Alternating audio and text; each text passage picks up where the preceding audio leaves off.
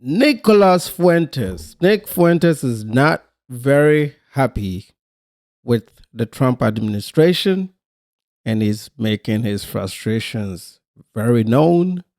I have to give him this. They have been very consistent when it comes to the America First agenda, which is no wars, no foreign interventions, focus on the issues in the USA. Iraq. So we've hit Iran with everything we have. We hit them with everything we got. 3,000 targets inside of Iran. And we sunk over a dozen of their ships, and we destroyed their regime targets, the supreme leader. We blew up all their ballistic missile launch platforms. There are estimates that we destroyed 85% of their missile arsenal. But day after day, Iran is still launching drones, missiles, and now mines to shut down shipping in the Persian Gulf and the Strait of Hormuz. And as long as the war goes on, the strait remains closed. As long as the strait remains closed, the world economy is on the brink of collapse. And the only thing that's holding that off is the release of oil from strategic oil reserves all around the world. In the United States, they just made the decision to open that up, 200 million barrels of oil, actually closer to 300 million barrels of oil from our strategic petroleum reserve. So we're going to talk all about that tonight. We'll talk about the energy crisis. It is just a disaster. There's no other word for it. This is just a completely unmitigated disaster. It's a catastrophe. I agree. It is a disaster. It felt as if Trump was trying to carry on the momentum from Venezuela, and he underestimated what the Iranians had based on the first strike, the 12-day war strike, when those B-52 bombers went into Iran and hit some quote-unquote nuclear sites. The ease at which they were able to carry out that operation may have convinced him that the Iranians didn't have that much firepower.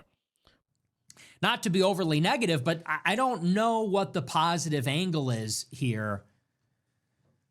Totally preventable, foreseeable, and yet we walked into it all the same. So we'll talk about that. We're also going to talk tonight about some new polling. This is maybe the worst part about it. All of the opinion polling and surveys show, and this might surprise you, or maybe it won't, but the number one demographic that supports the war in Iran is actually self-identified MAGA Republicans. So when you break it down, it's anywhere between 25 and 40% of the overall American public that supports the strikes, depending on the poll that you're looking at. At the low end, it's around a quarter. At the higher end, it's about 2/5 public support. But the demographic cohort that supports the war the most is actually MAGA Republicans. Would you like to know how many MAGA Republicans support the war in Iran? 90%. Whoa. 90% of self-identified MAGA Republicans. You know what this tells me? It tells me that some people are just followers. They don't care about policy. And they also don't have an ideology to base their politics on.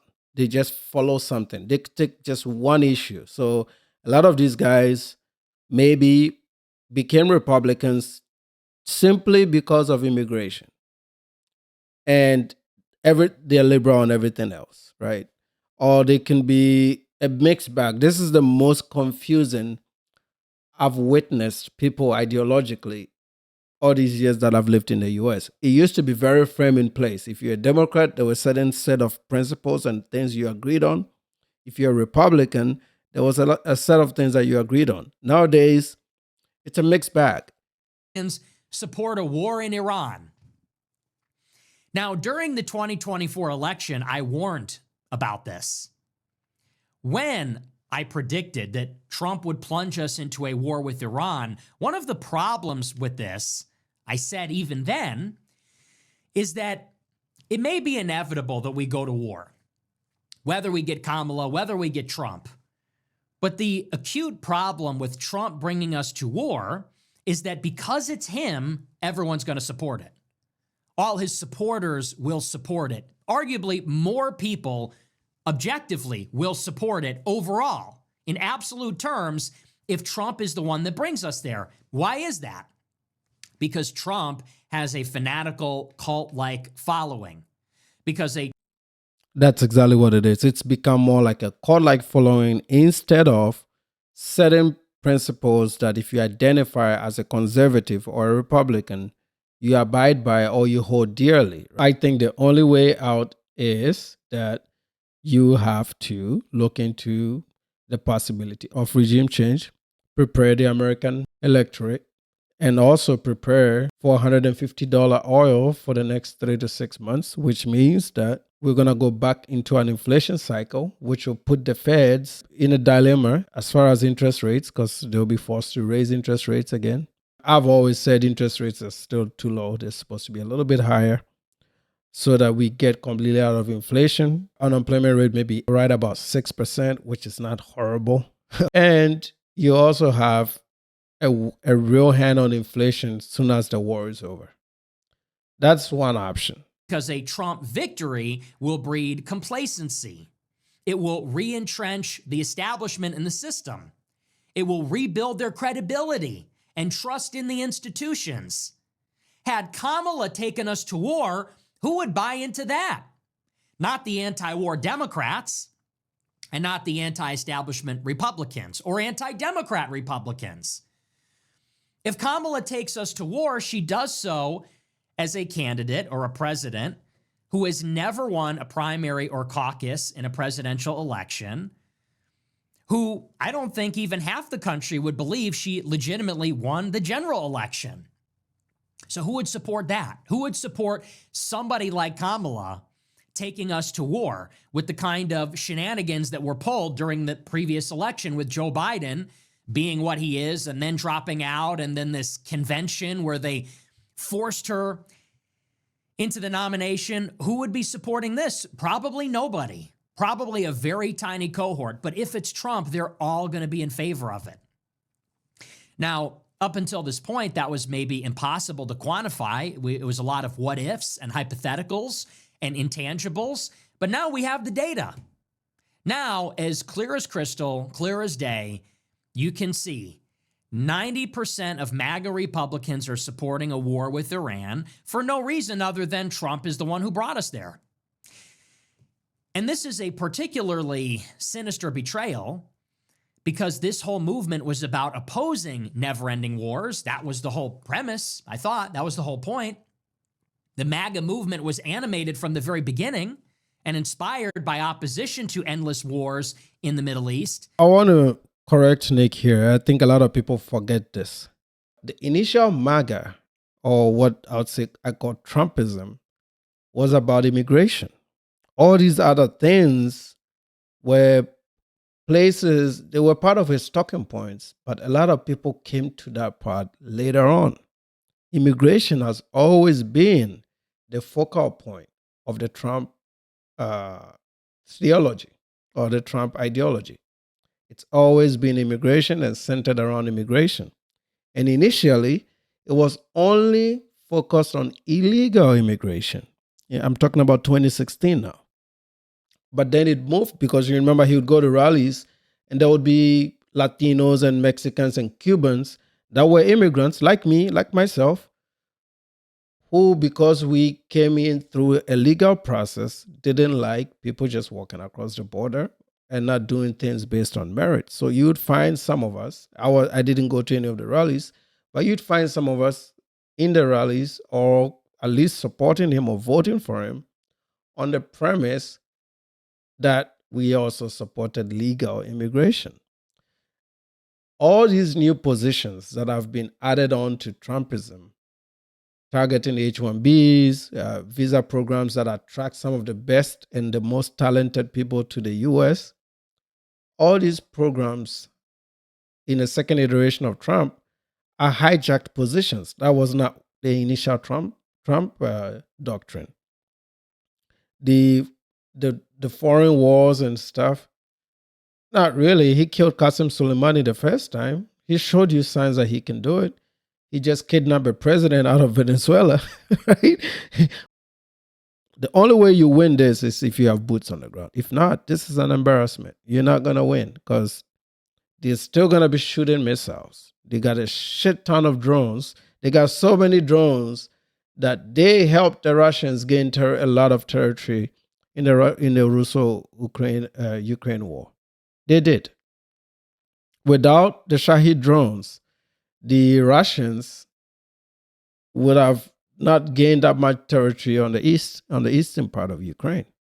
90% Republican support is quite shocking.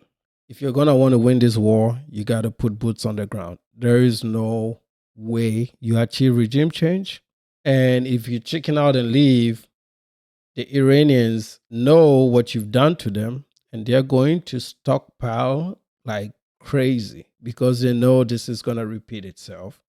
They're also going to race to get that nuclear weapon, and Iran will be a perpetual problem for the Americans and for the Israelis. The only way out of this mess is really to pursue full-on regime change, get a NATO contingent, get the Israelis to start putting boots on the ground because they are the ones that are going to be wiped out first, and also get some of the Gulf states to commit some troops, especially Saudi Arabia, because you can actually use a land corridor. If you look at the map, you can use a land corridor from Saudi Arabia through Iraq to get into Iran.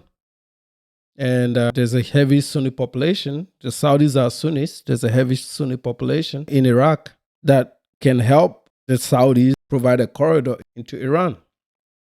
Also, the Kurds in northern Iraq. You can fly troops into Kurdistan. It's not really a country yet, but we know what I mean, the Kurds, and use that the border to get into Iran. That might even be a better spot. Why? Because Tehran is in the north of Iran. So that can be much closer way to get to Tehran.